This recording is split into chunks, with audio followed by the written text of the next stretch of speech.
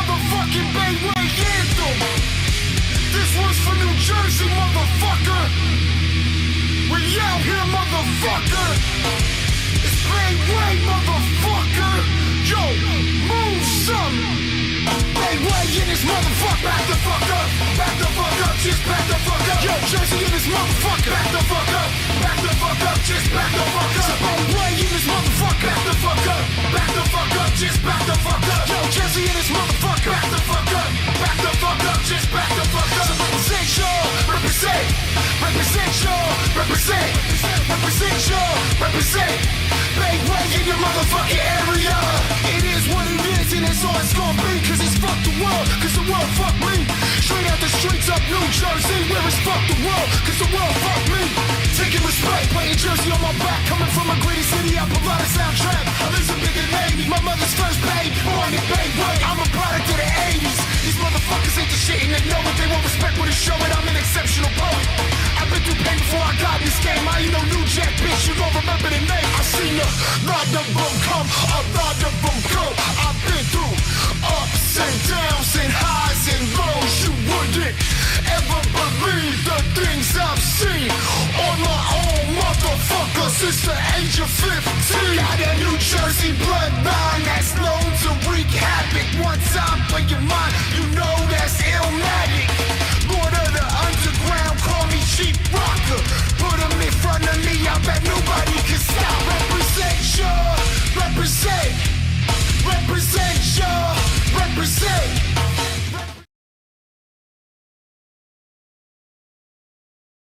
Welcome back to Noise Avocation Podcast. I'm Ryan here with Jeremy as always. What's up, dude? And we have a very special guest, fucking Jay from Bayway here. Thanks for jumping on the show, man. We appreciate it. I very much appreciate you guys for having me, man. Thank you. How's it going? It's going pretty crazy. I mean, August was sort of an insane month for Bayway. We had, the shows were just crazy. This is Hardcore is how it started off. And then went into a big show in Jersey with E-Town. It was like 2,000 people. And then right after that, just right into a West Coast thing. We were supposed to do Canada, but I got fucking really sick. I got strep throat, couldn't talk for 4 days. It was really fucked up. So we had to cancel that. But yeah, August has just been insane. So I'm literally like back to work first day from, this entire like West Coast run and a small vacation. So yeah. It's kind of crazy, but I'm happy to be here with you guys. Where was the West Coast run? Where all did you go for that? We started in Vegas. So we flew into Vegas and we played a show there. And then we went out to Sacramento and then just sort of worked our way down south. Last show was in LA. And it's crazy. I mean, the tour with E-Town is like a dream come true for me. Yeah, dude, that's fucking sick. Like, I can't even imagine, dude. It was absolutely insane. It's been my favorite band since I was fucking like 13 years old. So like to be able to be like, yeah, I'm going to tour with E-Town was just like fucking outrageous. Like if you would have told me that when I was a kid, I'd have been like freaking the fuck out. So it was very, very cool. That's fucking awesome. You said that you did like a show and in Jersey there was like 2,000 fucking people. Yeah, we did Starland Ballroom with E-Town, which like they do like sort of like a yearly thing in Jersey because I mean obviously they're fucking massive in Jersey, but they do like a yearly thing where they pop out and play a headliner gig. And this time they chose to do Starland again, and it was with like End It, Bulldoze, local band Curate. New York City Shootout got thrown in at like the last minute. And it was just like insane, absolutely crazy show. I think they sold like 1,700, 1,800 pre-sale tickets. And then it went over like 2,000 people, but it was crazy. I mean, to look out at a sea of people at a hardcore show was nuts. It was definitely weird to get used to a barricade. But yeah, I made it work, man. I was like, how the fuck am I going to turn this into a hardcore show? Like, I got to get into the barricade and fucking like, get near people. Like, it felt so weird to have like that huge division. What's that? That huge division. Like, it's not, yeah, it makes it that's not just hardcore. not how I do it, man. I'm used to my friends doing flips off me and shit. Like, you know what I'm saying? Yeah, for sure.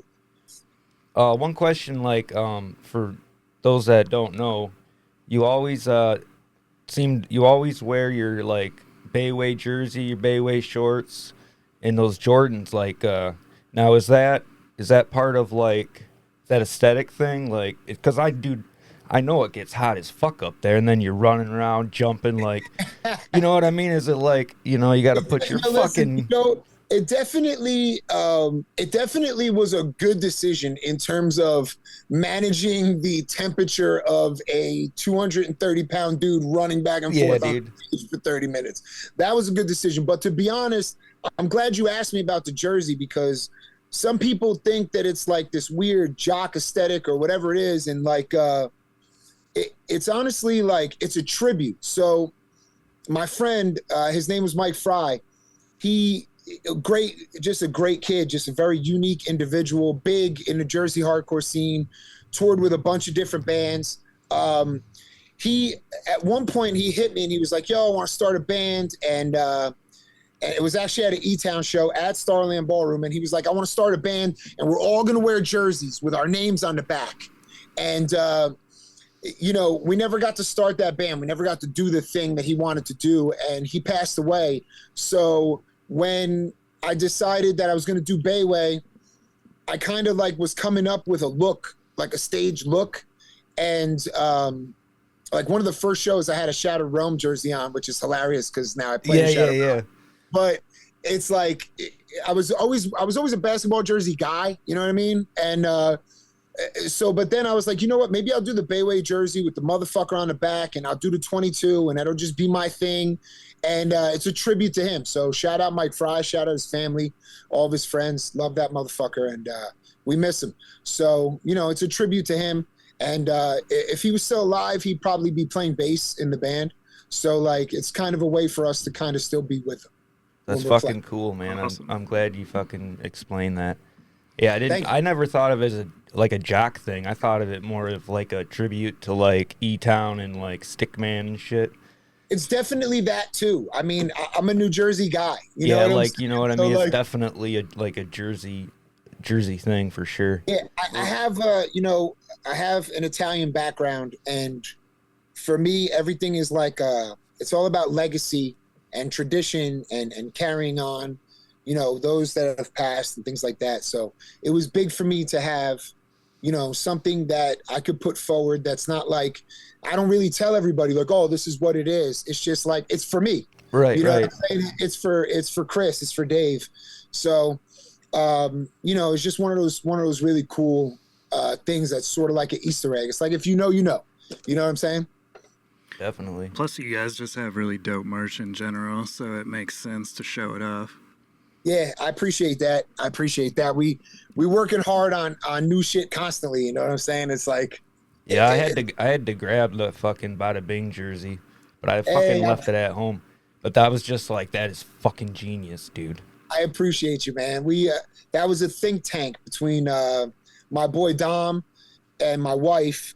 We were all sitting together, you know, like we had just eaten like a obscene amount of antipas, like more mozzarella than a human being should ever eat. Just bound the fuck up. We're just sitting there disgusting, you know what I mean? Yeah. And we're just coming up with ideas, spitballing, and she came up with it, and I just started, you know, making it happen on Photoshop. And, you know, it's sort of like we play this game, it's like the dumbest idea wins. You know what I'm saying? It's like, what's the most ridiculous thing you could think of?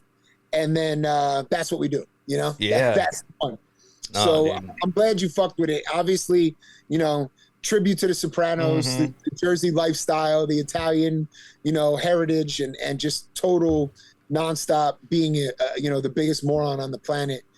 Just trying to come up with the dumbest shit. That's fucking, man, that's genius. I love it. Thank you, bro. Thank you. Yeah, But like you said, I you just fucking like, throw you some fucking shit right. together on Facebook, and it's like, it's just, the fucking world now, it just blows me away how like quick you can do shit, you know? Yeah, man. Yeah, it's cool. We've been fortunate to like work with like really cool printers in and around Jersey that are like able to just like throw this shit together for me at like, you know, I think I hit shout out Joe Stanley. He's the dude that printed this, the Bayway, the Bada Bing jersey. Perseverance. He's got his own fucking clothing lines. Really cool shit, actually, if you want to check it out.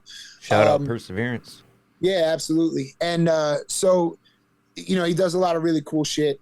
But he threw it together for me, like, I think it was like in a week and a half or some shit. Like, just crazy. I called him. I'm like, yo, I got this idea. You know, we need it for this is hardcore. And he's like, all right, I'll bring it to this hardcore for you. And I was like, all right, man, thank you. You're the fucking man. Appreciate it.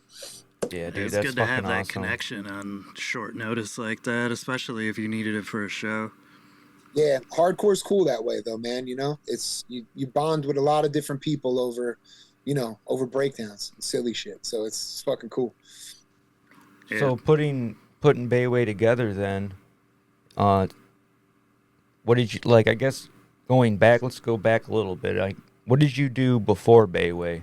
Obviously, you're in the scene. Yeah, my biggest band, I guess, before Bayway was probably Years Spent Cold. That was probably like the most notable thing that I did. I played guitar in Years Spent Cold for a couple years, early 2000s. I've been playing guitar in bands since, I think my first show was 01. So I've been playing shows and doing shit like that. I mean, playing like my early bands, like, played with like Bulldoze. We played with fucking Full Blown Chaos, Sworn Enemy. Yeah, like, that's sick. God forbid, like one of all the bigger bands, the bigger names, stuff that were coming out at the time. So I've been doing this shit for a long fucking time. But Year Spent Cold is probably the most notable. I took some time off, had a kid, moved to Florida, you know what I mean? Did my thing, just like, you know, chilled out. And then came back and just started playing drums in a death metal band for a little while, just like trying to get my feet wet, getting back involved. And then after COVID, it was just like, I wanted to do something that, like, if it wasn't fun and it wasn't like reminding me of being a kid, then I didn't fucking care about it. I didn't want anything to do with it. So, like, we got back together, we started writing songs, we demoed out some shit, and Bayway was born, you know? Like, Bayway is like, it's just like something funny between me and Chris. Like, he just called me one day, he's like, yo, we're gonna call the band Bayway. And I'm just like, all right. I mean, it's like where we're from. It's like where Lyndon and Elizabeth meet is the Bayway refinery. Like, my family came here from Italy and they landed in this section of Elizabeth, which is considered Bayway. Okay. So, like, there's a whole history around Bayway, but, like, it was just funny because, like, yo, we're gonna do that Bayway. We're gonna do that Bayway. He kept hitting me with it, and, like, I was like, yo, I'm a demo out some of the songs, and, like, I went from, like, you know, we played. I was playing bass a little bit. I was playing guitar a little bit, and then I was like, fuck it, I'll do vocals, and then next thing you know, it was just like, I can't really rap on a song, can I? And he was like, yeah, you can. And it was like a joke at first, and then it was like, yo, I'm gonna say Bayway, motherfucker. Yeah. And we're just gonna run with it. And, you know, next thing you know, bro, it's just like we're in front of This Is Hardcore and everyone's screaming Bayway, motherfucker. It's like, what the fuck happened? How did this fucking 2 syllables, man? Bro, crazy. Just one word names, bro. Kids listening, one word names are where it's at. Yeah, dude. Just like fucking, you remember like Shockwave back in the day? Yeah. Just be shock, wave, shot. Same thing, man. It's like those 2 syllables. Fucking there's something good about chance. it. Good chance. Yeah, man. No doubt. So it was like 2022, you put a demo out, and correct me if I'm wrong, but that came out on RTF, right? Road to Fury. RTF, shout out to Pat. The dude's been in New Jersey's hardcore scene for fucking 20 plus years. Always doing something, man. He was like a DIY fucking genius. He's like a fucking wizard. He comes up with crazy ass ideas and then he makes them happen. A lot of people are like think tanking ideas, but they don't do them. Right. You know what I mean? He's responsible for that fucking croc rocker. Like, he just called me one day. He's like, we're going to do Bayway Crocs. And I'm like, what the fuck are you talking about? I saw those dude, like the other day. I'm like, what the fuck? Now, brother? Like, what? He's like, we're doing them. Trust me. The kids want them. They're going to mosh with them. I'm like, all right, bro. All right, let's do them. You know what I mean? Next thing you know, he's fucking got them on my table. I'm like, dude's fucking crazy. He's fucking crazy. Crocs. I didn't see the Crocs. Well, okay, like when I was like looking at some merch or whatever, and I thought they were like straight up pins, you know, and I'm a fucking Yeah. sucker for a pin. And Yeah. then I Imagine look if and you I'm order like, them and you got sent some Crocs and you're fucking like, Crocs, fuck yo. are these? Damn. Yeah, man, he's just insane. He came up with that Newport design.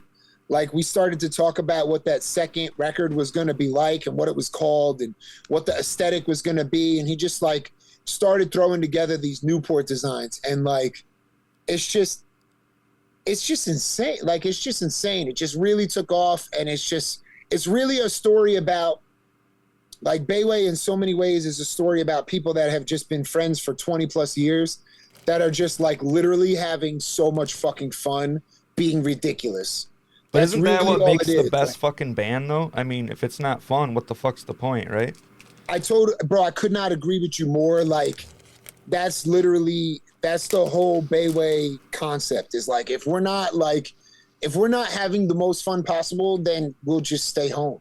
Like we're good. I got You know what I mean? I got a little picture there of that fucking. Hey, that's what I'm fucking talking about. Hey, hold on, I got the new one though. Hold on. That's the new one. Oh, See it? got a little black on there. Oh, that's like the updated version. Yeah, of it. yeah. Yeah, we got that one, and this one's actually pretty much sold out. So we're about to press another one.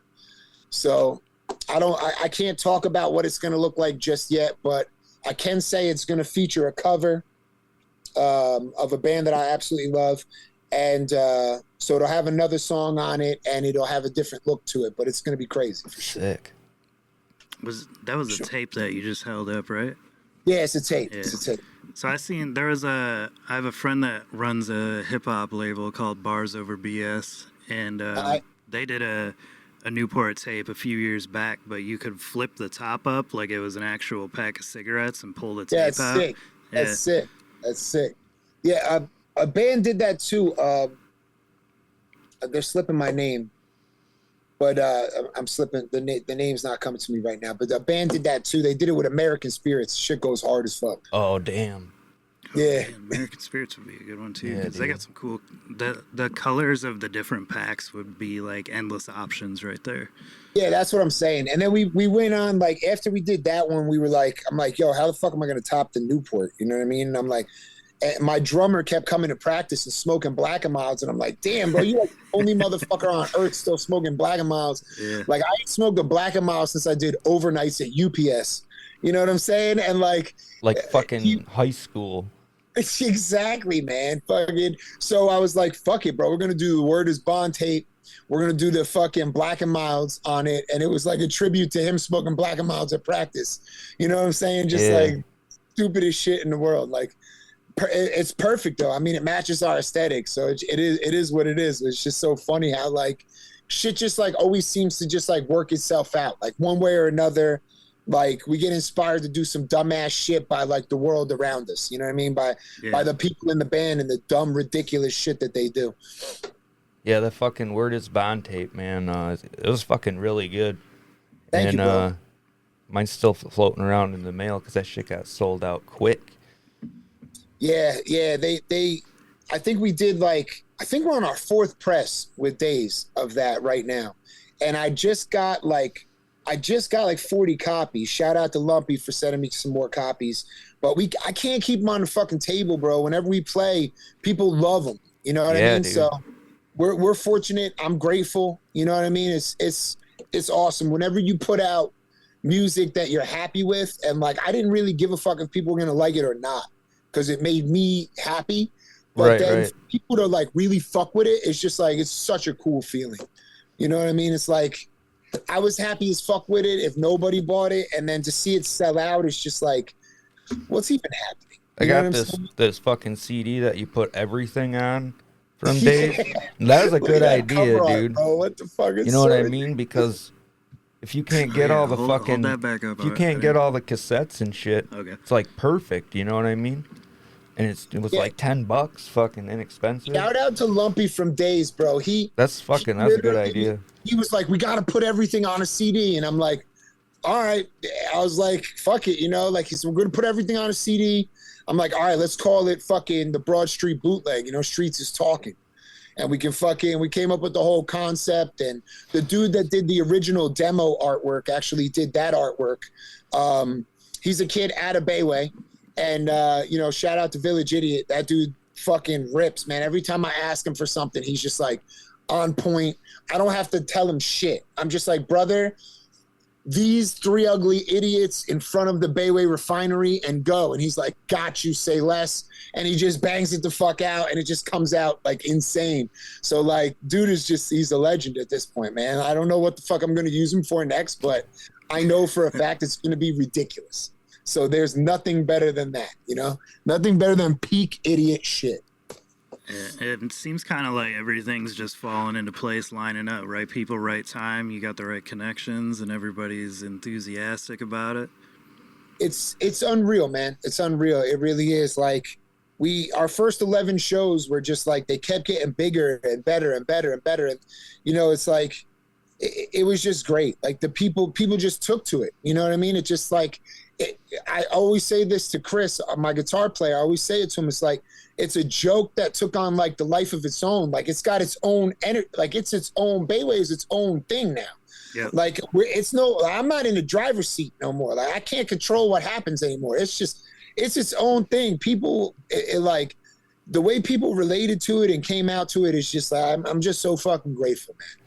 I'm just so grateful that people fuck with what we're doing, to be honest with you. It's insane. It's fucking crazy.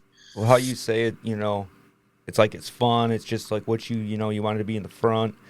And at the same time, though, it's like you got some serious fucking lyrical content. You know what I mean? Like Namesake, that I really like that song off of fucking Word. Like, that might even be my favorite song.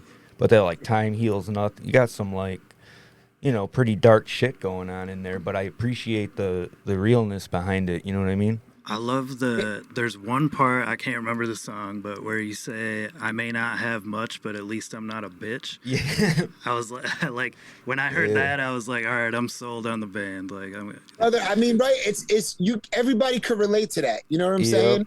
It's like, like, there's some people out there that are very fortunate, and God bless them. You know what I'm saying? Unfortunately, that wasn't my life. I didn't get to live that one.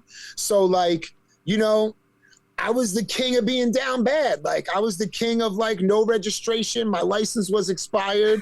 I didn't have any insurance, and I was getting pulled over for smoking weed. Like, that was my life on a daily basis. So, like, yeah, I ain't have much, but at least I ain't a bitch. You know what I'm saying? Like, I didn't have a lot of money. I didn't have a lot of people helping me do this or that or the other thing. You know what I'm saying? I was on my own really early in my life, living in a car, sleeping at Guitar Center. Like, I ain't have much, but bro, I was not a bitch. You know what I'm saying? I made sure I got where I needed to go.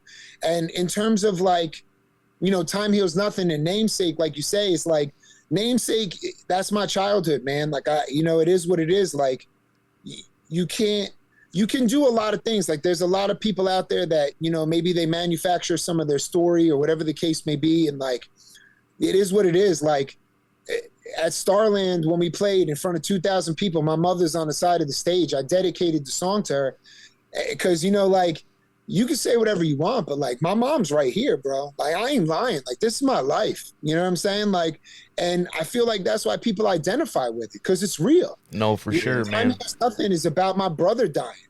Like, 17 years old, that kid died. They took him away from my whole family. Like, you don't get over that shit. I'm still not over that shit. I'm never gonna be over that shit. I think about that shit every day, at least 5-6 times a day. Like, something will remind me of it, make me sad, make me mad, whatever it is. But, like, it is what it is. People say, oh, with every day it gets easier. I don't think it gets easier. I don't think time heals it. I think that you just, like, learn how to live with it. Dealing with it. You know what I mean? You just get, it's like a scar, right? It gets, every day it's like a little bit harsher, a little bit, more cold to the fact that you lost something that meant so much to you. Fucking A. Like, time doesn't fix it. You know what I'm saying? You ain't gonna fix it. He ain't coming back. Right. Yeah, you just gotta kind of learn how to let it be a part of you in a way, and either, grow with it or, whatever you got to do to live with it. But yeah, time. Yeah. They say time heals all wounds, but it depends on the circumstance. Well, those are my lyrics into one song, man. They say time heals all wounds, but you know, I feel like they never seen wounds like mine. That was my lyrics. They say that all wounds heal with time, but I feel like they never seen wounds like mine. You know what I'm saying? And I feel like that's the truth. You know what I'm saying? I don't feel like I'm healed from any of this shit. I feel like I've learned how to live with it.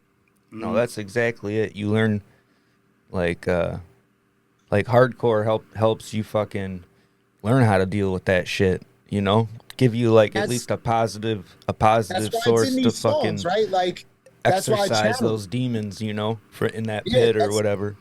I always say that before we play Time Heals Nothing. I always say that the song goes out to anybody who lost somebody, and you know all those feelings that you have inside. This is your time to get it out, because that's what it's about. That's what I'm doing. You might as well do the same thing.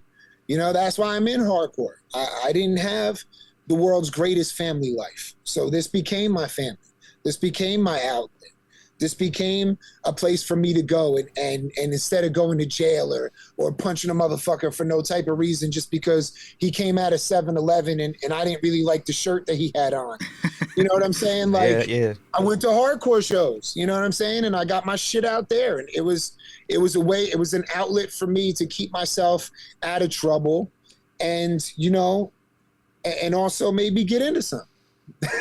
You know what's really cool though is like you can take all that shit and finally you're spinning it into a positive thing. Like you said, Bayway, it's its own fucking entity now. You know what I mean? Like it's carrying its own weight, and at least you got some positive shit out of that now. You know what I mean? I just want to do that. Like I'll be honest. There's these kids that come out when we play at Salty's. You know, and they're like, yo, I listen to this shit all the time and this, that, and third. And it meant so much to me because I feel like when people come up to me or they hit me on Instagram, they're like, yo, I really related to what you said.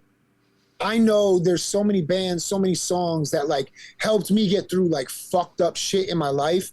So like if I'm able to do that while like, if I'm able to channel a fucked up moment in my life and I'm able to help somebody get through a hardship while doing that, I mean, that's giving back. That's what hardcore is about. Straight up. Know?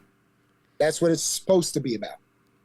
On the sound thing, on the fucking last song on Word Is Bond, the Bayway anthem.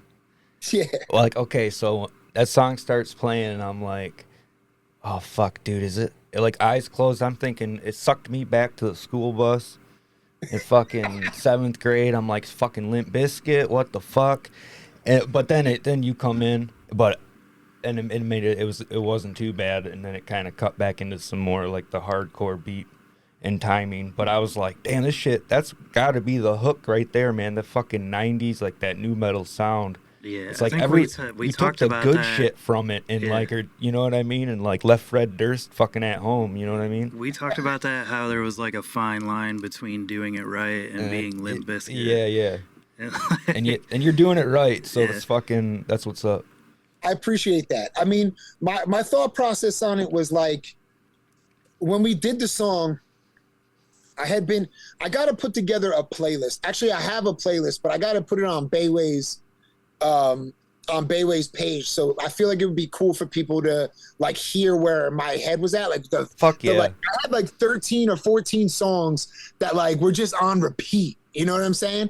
And I was listening to like so much Nas, and I was listening to Onyx, and I was listening to Naughty by Nature, and I was kind of like engulfed in this 90s like just this 90s hard hip hop shit where it was like a lot of chants, a lot of just like a lot of motherfuckers just like it sounded like 40 motherfuckers in the studio at the same time. Yeah, you know like, what I mean? Yeah, like yeah. And like nothing gasses you up more.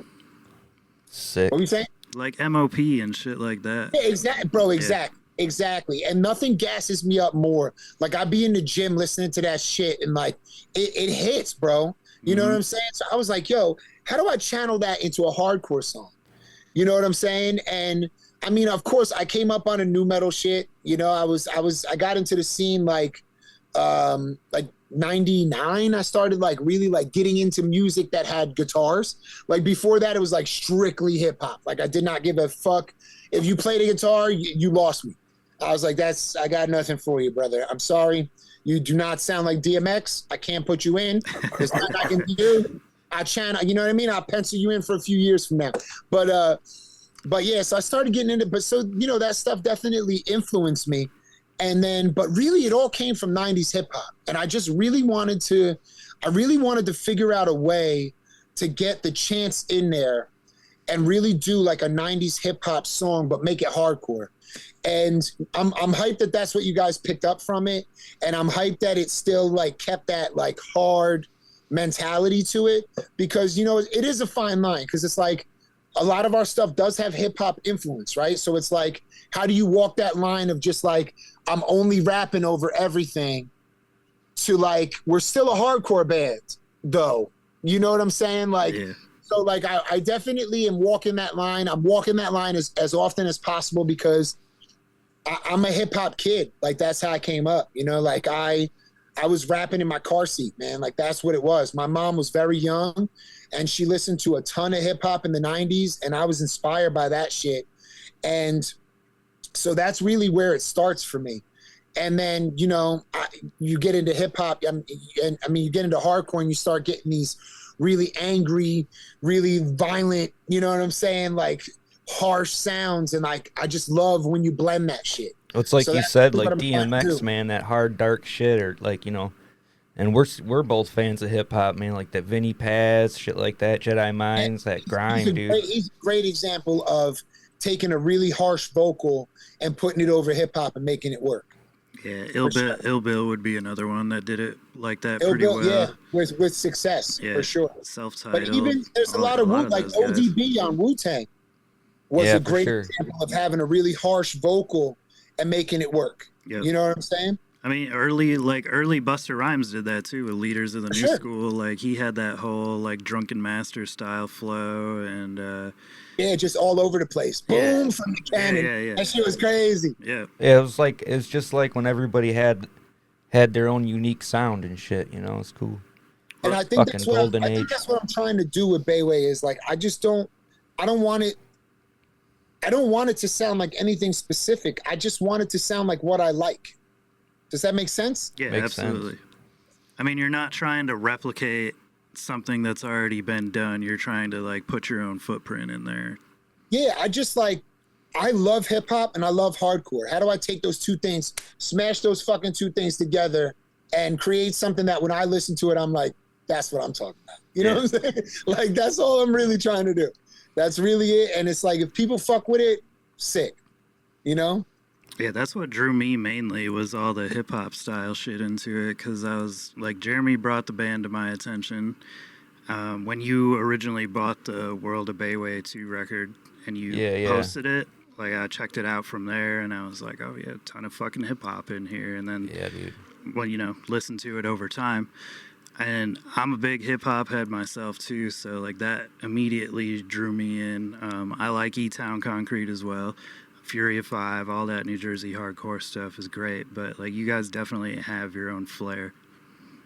Well, I appreciate that because I feel like New Jersey, that's what it's really about, right? It's always been about that, like, since the beginning. It's always been like, we're all influenced by this thing, this like mix of cultures, this melting pot of culture here, right? But like, all of us kind of figure out a way to do it and still make it our own. Yeah. And I fuck with that. You know what I mean? You fuck with it. Good.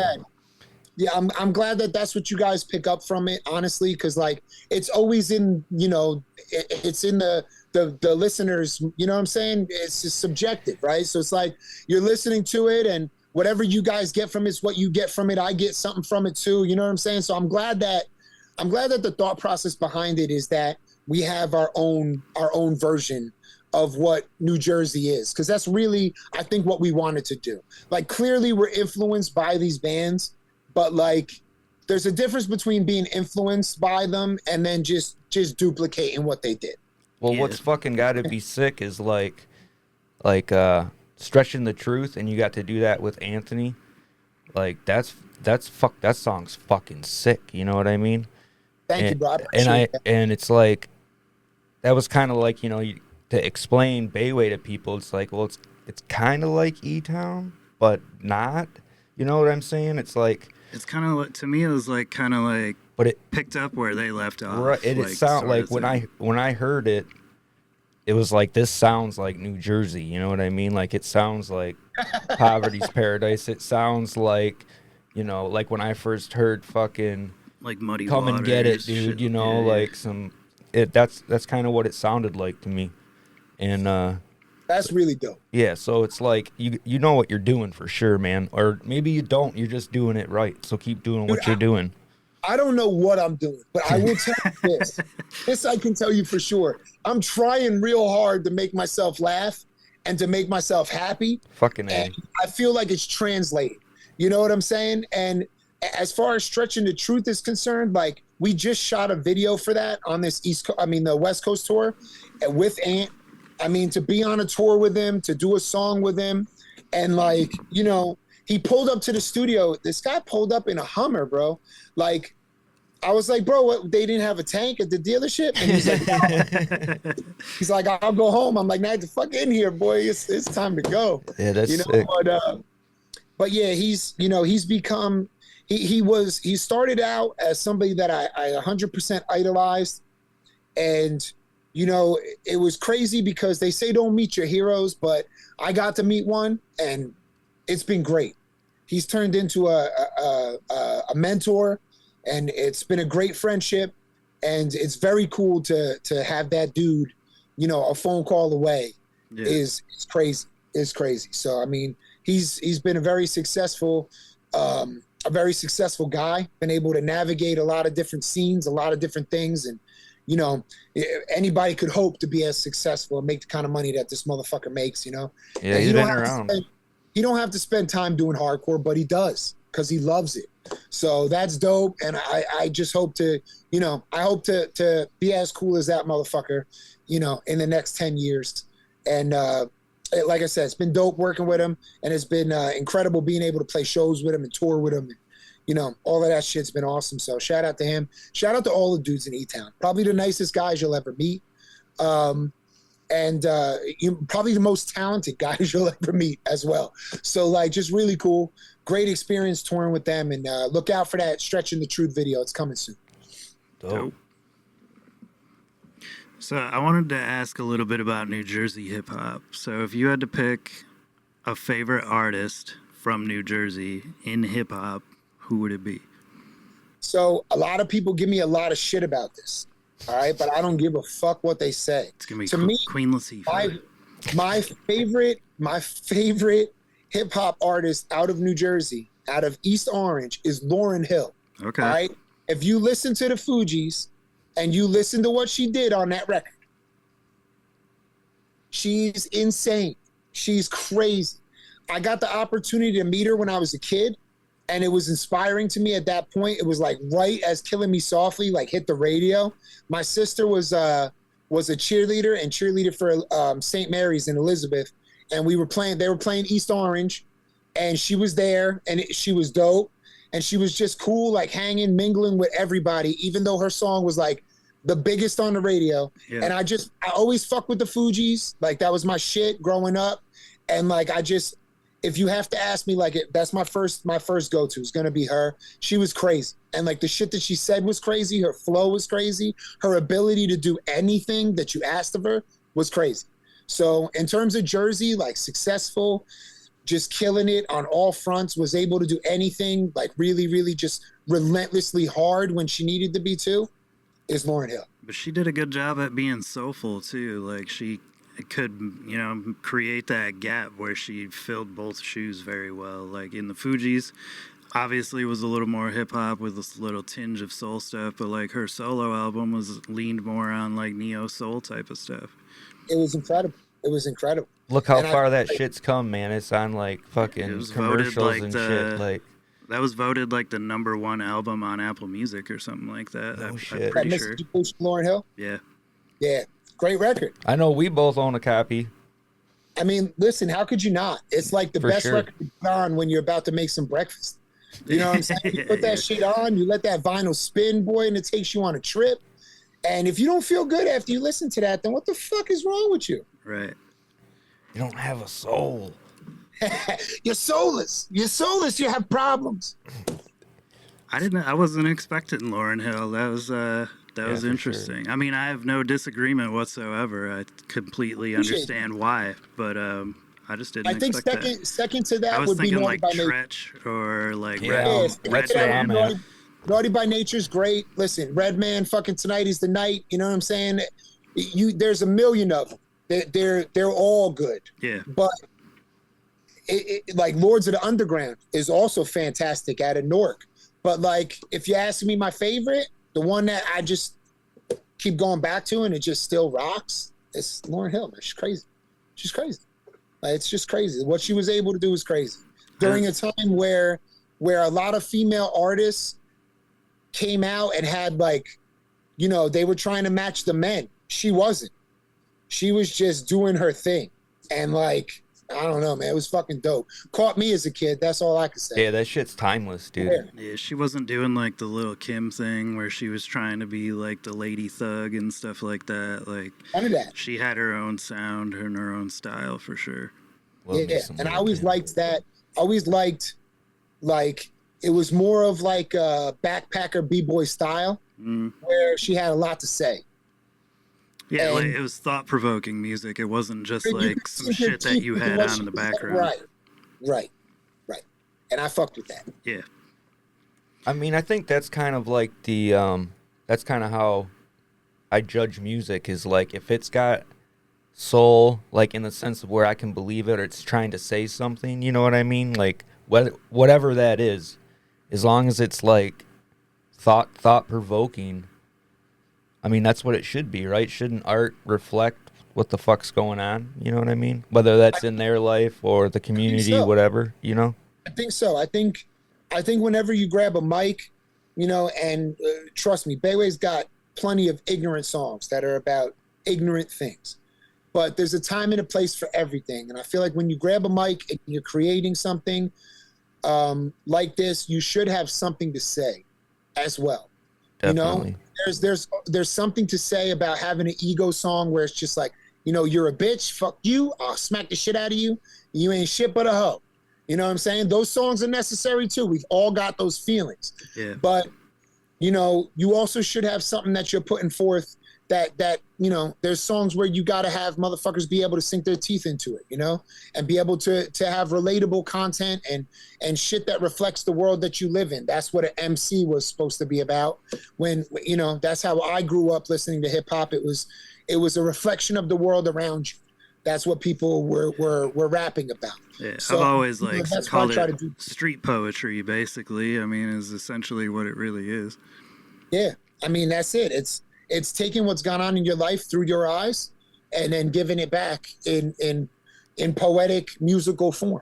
And in a lot of ways, that's how hardcore is too. That's why I think both share such a close relationship, is because it like kind that's of why was there's born from such the a- same place. Right. There's such a crossover there.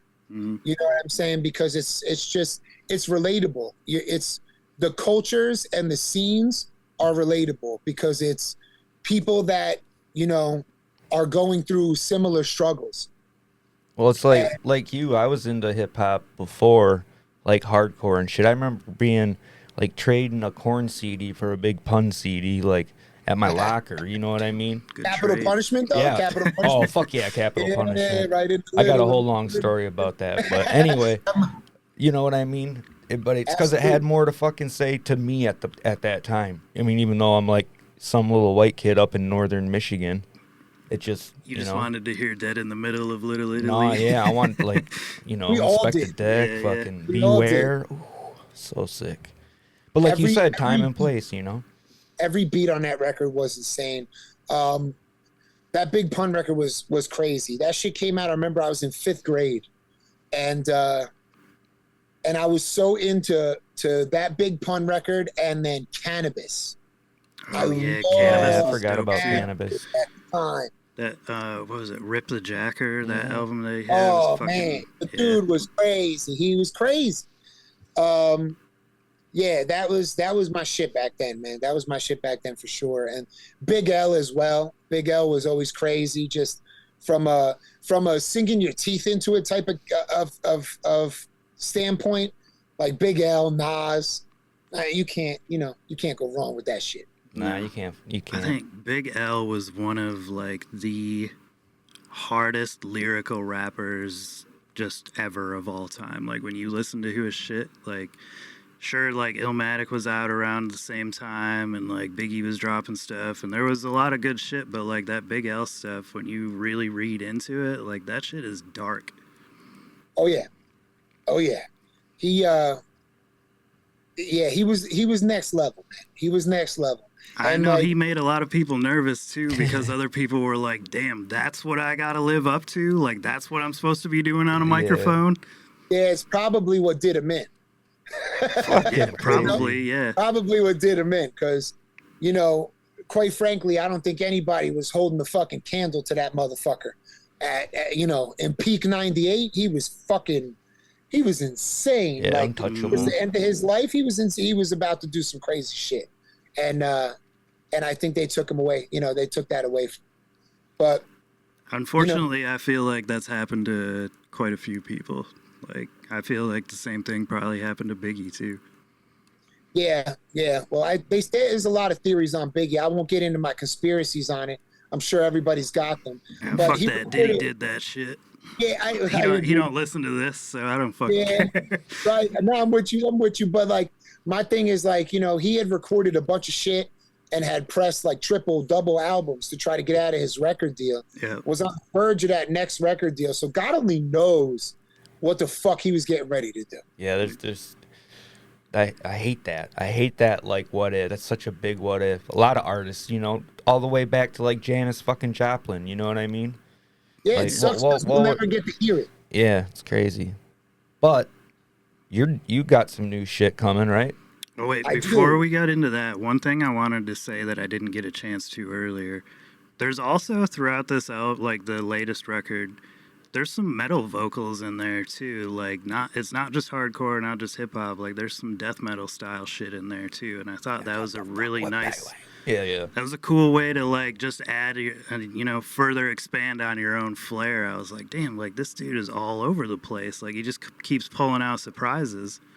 Yeah, as far as vocals are concerned, it's like one of those situations where like it really like if the song calls for it, right? Then like why not do it? Right. Like I don't like to put myself in a box clearly. You know what I'm saying? And like I feel like I love death metal. Like I'm a big Internal Bleeding guy. I love fucking I mean, where do you even fucking get started? I love Dehumanized. I love Dying Fetus. You know what I mean? I love Cannibal. You're a drummer in a fucking death metal band, so I mean, how couldn't right. you? So Dehumanized is like, you know what I'm saying? Suffocation, classics. Skinless, like the Skinless demos, like some of that shit is as hip hop as it gets, especially when it comes out of New York. If you look at the demo stuff from all these New York bands, these New York death metal bands, they were so heavily influenced by hip hop. It's so fucking cool. Like the early Skinless stuff, the early Internal Bleeding stuff is just like so bouncy. It's titty bop music. Like you can tell that they liked Cannibal Corpse and they listened to Mobb Deep. Like you can tell, and it's so cool. So like for me, I always wanted to I like all that shit. Like, and there's no reason why you have to put yourself in this specific category. I'm only going to do high screams. I'm only going to do middle screams. I'm only going to rap. I'm only going to do low vocals. You know what I mean? So like, if the song calls for it, fuck it. Like I'm going to rip a low vocal. Like, if I can do it and it sounds good, I'll try it. And it does sound good, man.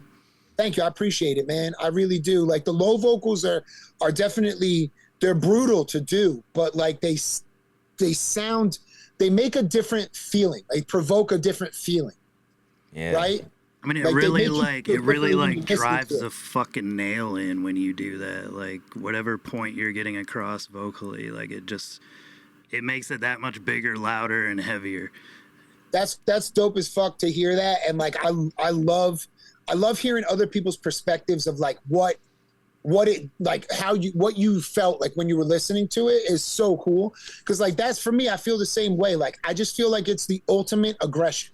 Yeah. Like when you hit that low vocal like that, like it's serious now. Like, you know what I'm saying? It's gone a step further than where it was a minute ago. Like, you know, so like that's kind of what it is. It's like the icing on the cake, nail in the coffin.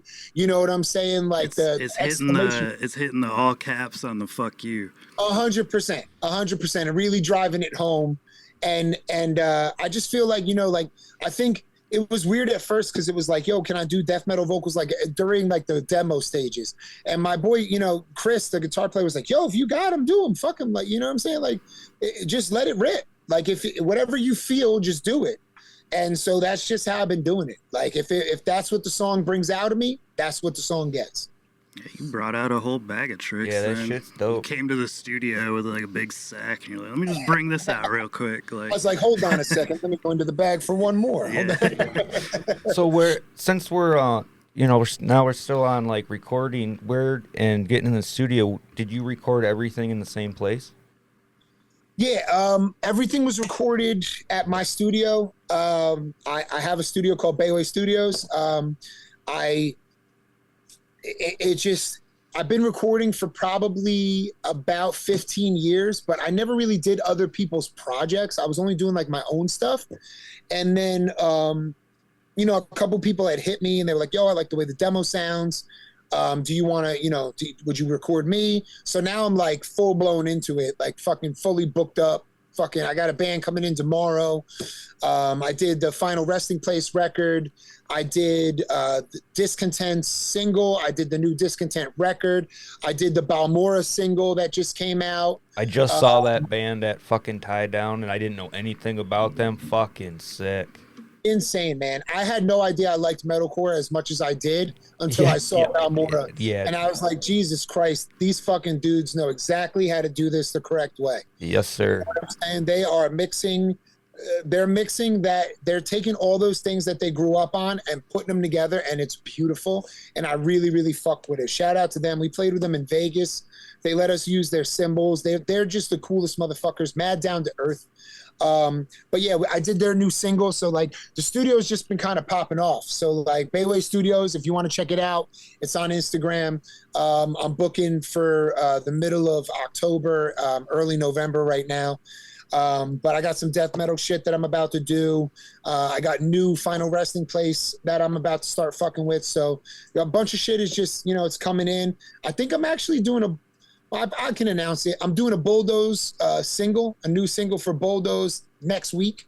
So I worked with those guys. I produced the single with them, helped write a little bit. It's been a really cool situation. I love them. Fucking shout out dream to Zach come and Mike. true, Shout dude. out Buddha. Shout out Chris. Shout out Ray. Great guys. Bulldoze is awesome. Fuck yeah. But yeah, so I'm doing a lot of shit with the studio. I did the Bayway demo. We put that out. Then I recorded. We were still kind of writing the demo, and that's kind of what World of Bayway Volume 2 was. So I recorded that. And then I did Word is Bond, and like that was sort of a step up, like, you know, in terms of the way the band sounded. Oh, definitely. Which was on purpose, you know what I'm saying? Because like, I don't know about you, but like, I like the shitty sounding demo. Like, that's my shit. You know what I'm saying? So, and then the next record that we're about to put out has 4 new songs, features Greg from Hold My Own, and also was recorded at Bayway Studios, and it's called Bayway Takes Manhattan. The first single is going to come out on Friday the 13th. The cover art for it is insane. The same dude that did the World of Bayway Volume 2, the dude holding the world on top of him. He did that. He did the artwork for Bayway Takes Manhattan. And that was just always my favorite horror flick. There it is right there. Yeah, he did shout out Primal. He did the artwork for the new record, and Jason Takes Manhattan was always my favorite horror movie. I thought it was like the most ridiculous. It fucking is the most ridiculous, like, man. When the dude gets his head punched off, like he kills somebody with a guitar. Yeah. He punches off a head. You know what I'm saying? Yeah, like, so bad. It's the most ridiculous movie of all time. Yeah, no, it's definitely. And it was like, what? They took him off fucking Crystal Lake. What the fuck? Right, exactly. It was so awesome. He somehow ends up from Funny. Crystal Lake in Manhattan. You know what I mean? Yeah. So it's like, it was just one of those ridiculous things. And like, we're from Jersey. Jason Voorhees is a character from New Jersey. Yeah. You know what I'm saying? So it's like, there was a lot of things that like kind of worked towards it. And always loved the color scheme of who did the artwork for Jason Takes Manhattan, and like with the cityscape, and he's like towering over it. Yeah. And for me, it's like symbolic because I always felt like New Jersey was in the shadow of, you know, of the rotten apple. It's in the shadow of New York City. So like, you know, Bayway Takes Manhattan is sort of like, you know, us just doing our thing. And so there was 2 Friday the 13th. I think one of them is in September. One of them is in December. Maybe it's November. I think it's December though. So like with the double Friday the 13th coming, us doing 4 tracks, and Jason Takes Manhattan being my favorite record. I mean, it's my favorite soundtrack too. It's ridiculous, but it's my favorite movie. So like as a kid, I was like so into it. So I was like, fuck it. You know what I'm saying? Let's do Bayway Takes Manhattan and just do something ridiculous. And that's exactly what we did. So I hope people fuck with it. The new single comes out on Friday the 13th, which is next week. It'll be out through days. I think it's coming out on tape, and the colorways are going to be insane. I think we're going to do like the cover art on a tape. I'm not exactly sure. We'll get to that when it actually comes out. But yeah, it's going to be dope. I think people are going to fuck with it, and I know I do. I'm super excited to get this new music out there. It's very, very hard, very, very, very, very harsh, hard, dark music. So I'm pumped on it. I can't wait to hear it, man. Yeah, definitely. I like the mashup too, Yeah, between dude, the two. that Like shit. the creativity behind that. I mean, that goes back to when we were talking about the merch and the tapes and the records and everything. Like, I mean, you're hitting fucking home runs everywhere you go. Thank you, bro. I really appreciate that. I'm trying to make the merch that I want. Yeah. You know, and that's it. It's like, I mean, that's the best way to do it, because if none of it sells and you get stuck with it, at least Fucking you like it. That's you what got I'm it. I got a saying. shirt for every day of the weekend. Yeah, Fuck yeah. it. Fuck Right? yeah. You know, so like I just like I want to make the shit that I'd like to see. You know, they say be the change in the world that you want, or whatever the fuck they say. So that's what I'm doing, bro. Like, I'm just trying to make the most ridiculous shit, stupid shit that people can sink their teeth into. And, you know, I love having concepts behind albums. You know what I'm saying? That's why World of Bayway, we had the volume 1, the volume 2, you know what I'm saying? And like, everything should be connected. It should have like these ebb and flows, like these rivers that connect to each other at a certain point. And that's what I like to do. I like to create shit that's just like, you know, that like has a story behind it. Everything that Bayway does, like none of it is just like, oh, we just did it. You know what I mean? It's like There's purpose behind everything. Yeah, everything's got a backstory, or at least an inside joke of some sort. Yeah. There's plenty of those. Yeah. Trust me, plenty of those. Yeah, we're known for that. I mean, that's like our thing at this point. It's like the joke was like, yo, it'd be cool. Wouldn't it be funny if we toured with E-Town? It's like we went on tour with E-Town. Like, wouldn't it be cool if we called the band Bayway? That shit would be hilarious. Now the band is Bayway. You know what I'm saying? Yo, we should do World of Bayway Volume 1 and Volume 2. That should be stupid, right? Yeah. Volume 1, Volume 2, you know what I'm saying? Comes out on vinyl, sells out. It's like, what the fuck is even happening? What world are we living in? Yo, dude, I fucking pre-ordered that shit, man. I wanted it, and it was fucking sold out. You know what I mean? I appreciate you, man. I didn't hear you guys until this Ashbury Nights tape. Oh yeah, and then the Newport sessions, and then you know what I mean. And then I've been a fan ever since. Dude, I appreciate you, man. It's people like you that are helping good folks like me scream into people's faces at a alarming rate. So I appreciate the shit out of you, and it means the world to me. I mean, you guys having me on, or even giving a fuck about the band, is just means the world, and I really do appreciate it. I really, really do. Hey, man, we appreciate you coming on and fucking giving us a backstory on the band and where it's going. It's good to hear, and I'm glad that everything's going in a positive way, man, and shit's just growing. Bro, anytime you guys want to have me on, if we're releasing new music or whatever the fuck we're doing, you guys want to bullshit about something, I'm here. Hit me. I love talking to you guys. fucking would love to come back and do it again. I'll bring other members of the band so you can see how ridiculous they are next time. Shit, And, that'd be all right. Yeah, man. You know, I mean, we're a crazy bunch. I can tell you that. Crazy bunch of assholes. Before we start to wrap stuff up here, we always ask people this towards the end of an episode. Yeah, I'm fucking waiting for this. Have you? I have no idea. So outside of your genre of music that you play, what is something that you listen to that people would not expect you to listen to? That people would not expect me to listen to. Yeah.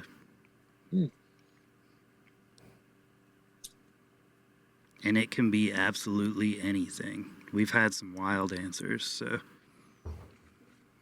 Okay, well, here's I think no one would expect this out of me. But my favorite record of all time, all right? Favorite record of all time, I put it on whenever I sit down on a plane, is the Wallflowers. I believe it's called Bringing Down the Horses, okay? It had one headlight. You remember that joint? Yep, one headlight? yep. All right, at 6th Avenue, a Heartache. Yep. That is my all-time favorite record. I Didn't see that coming. No, I me neither. love that record. And I love that record. I love that 6th Avenue Heartache song. Like, and I feel kind of weird. I used to feel weird about that, and then I got old and got over it. But I did not expect that. Here's another weird one. Paul McCartney's Ram. Oh, that fucking album is sick, dude. Okay, I'm with you on that. What I love about that. I've done a lot of records. Like I have a band called Hog Slammer. Okay, check it out if you get a chance. It's a brutal slamming, stupid idiot band. Right? Just absolutely the dumbest shit you could think of. Hog Slam. Hog Slam. I do everything by myself in that. I play guitar, play bass, do vocals, do drums. Paul McCartney on Ram did everything by himself. Right. I always thought that was so fucking cool. And then I was able to do a couple records like that later on in my life where I did everything by myself. So that inspired me to do that. Like, there's been times in my life where I couldn't hook up with musicians or it just didn't feel right or whatever. The vibe was wrong. And I was able to just sit down and write the record on my own.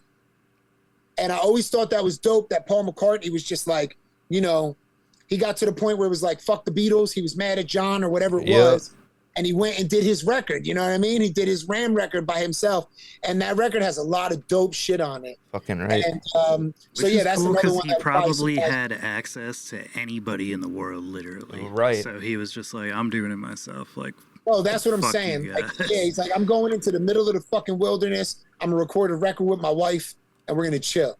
And that's fucking awesome, man. Fuck it. When you've done everything, you might as well do something else.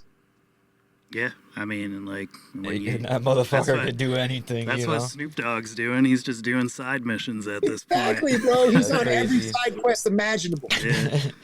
You see that guy on fucking everything. Those are two records that I feel like people wouldn't expect out of me, the hardcore singer. That's my shit. Oh man, that's perfect. Yeah, those were fucking great answer because that's the type of shit we look for. Like some people will be like, "Whoa, fucking Wallflowers are stuck in my head already now."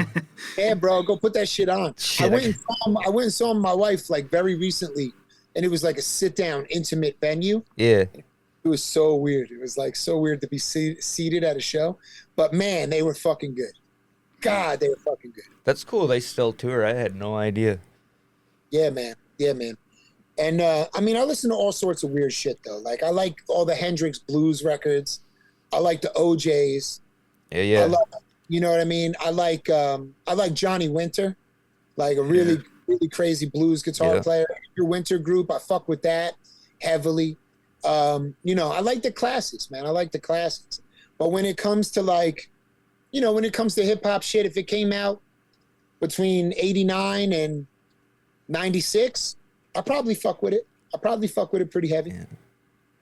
Yeah. That time period was just real good for hardcore and for hip hop. Yeah. Now with hip hop, you got to kind of do a little more digging, it feels like, and that's really the same with any style of music because anybody can just make an album out of their living room.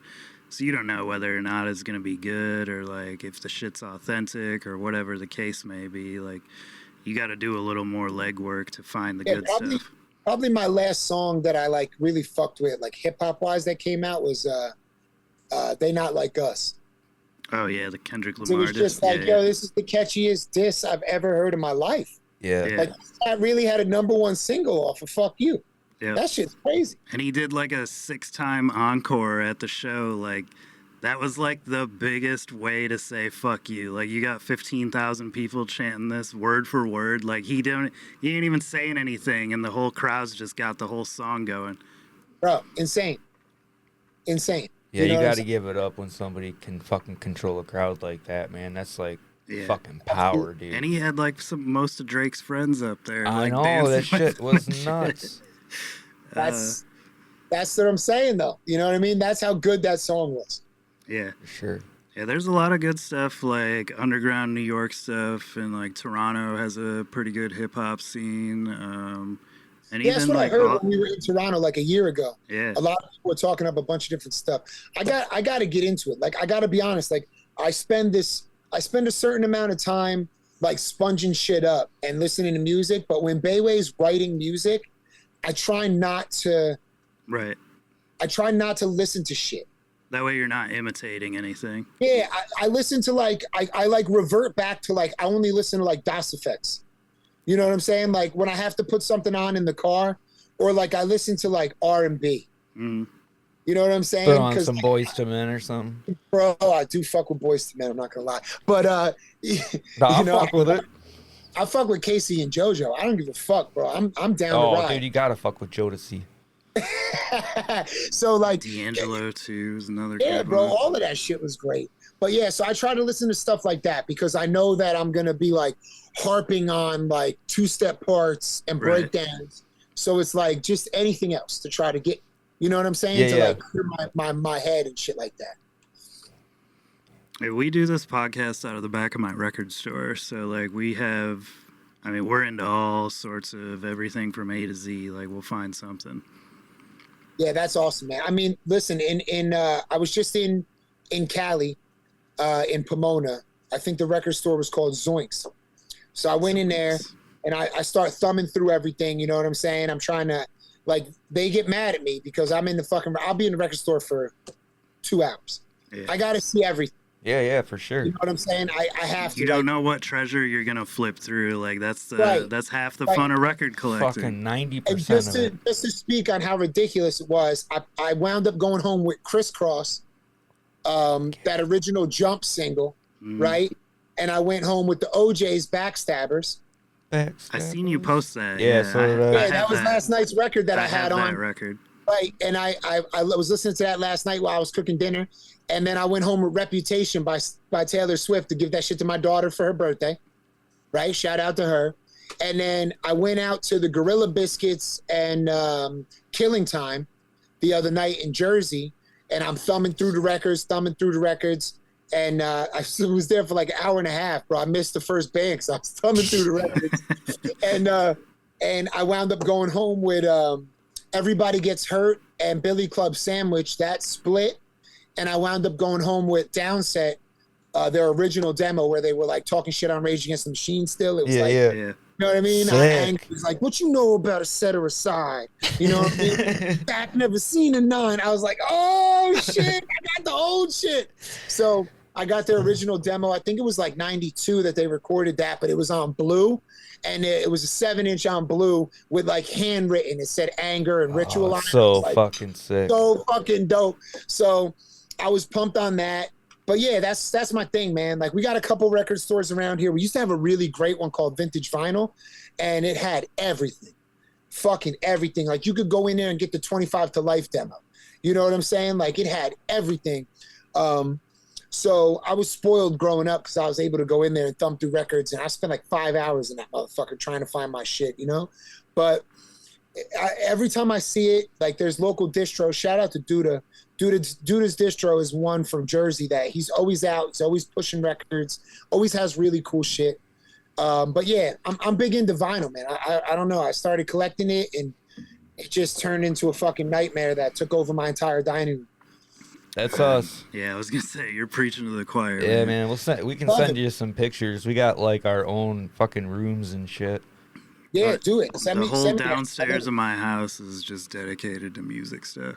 Where are y'all at? Alpena, Michigan. Okay, so I got to get out this way so I can check out the record store. Yes, sir. Yeah, it's we're like 3.5, 4 hours north of Detroit, depending on how you drive. Okay. Well, it depends on whether my bass player's driving or my drummer. Okay. Yeah. You know what I'm saying? My drummer's driving. We there in 2.5 hours. I was gonna say the drummer's got the heavier foot. Oh my God, that boy works the pedals. He's just in there fucking pedal to the floor like. I love him. Yeah, Shout I ain't drumming right now. Shout out Dave Miracle, bro. He'll get you there fast. Fucking A, we'll have to meet him sometime. You will. You will. We'll play out there. And y'all will fucking. I'll be able to come to that record store. It'll be dope. Cool. That's what's up. All right, man. We appreciate your time. It's been cool talking to you, listening about the band, upcoming stuff, all that. Like, we really appreciate you taking the time to sit and talk with us. You got anything you'd like to add before we wrap things up here? Honestly, man, nah, just fucking, shout out to all the homies. Shout out to all my friends. Shout out to everybody that supports Bayway. Shout out to the New Jersey crew. These motherfuckers come out the woodwork all the time supporting Bayway. Love you, motherfuckers. And shout out to everybody that came out in Cali. If y'all motherfuckers hear this shit, I'd love to come to Detroit. So anybody that fucking hears this shit, bring me to Detroit. Take me there. Hit me, tgptouring@gmail.com. That motherfucker will get us out there. And, new Bayway's coming. Bayway Takes Manhattan. It's coming, baby. Yeah, it's coming. Dude. Dope. And I hope y'all fuck with it. And, thank you to you guys for having me on. Absolute pleasure talking to you. And like I said, if we're ever putting shit out or you want me to come back on, hit me. And I'm down to do it. You guys have been a fucking absolute pleasure to speak with. So thank you. Thank you. And I guess I'll end it in the only way I can. And that's to say, Bayway, motherfucker. All right, man. You enjoy the rest of your day, and we'll be in touch with you soon for sure. Appreciate you. Let me know when this shit pops out, and then I'll get it promoted for you. Will do, man. Definitely, man. Thank you. Thanks, brother. Appreciate you. Thank you. Peace.